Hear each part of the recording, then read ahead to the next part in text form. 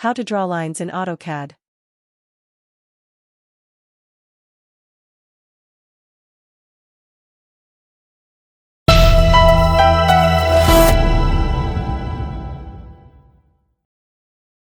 Welcome back to Sonic Tech. This video will teach you how to draw a line in AutoCAD.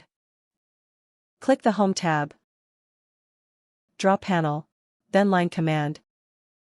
Or you can type L in the command line, then click Enter.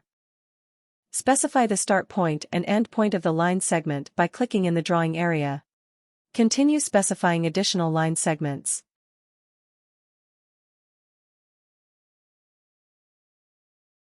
Press Enter or Escape when done, or Enter C to close a series of line segments.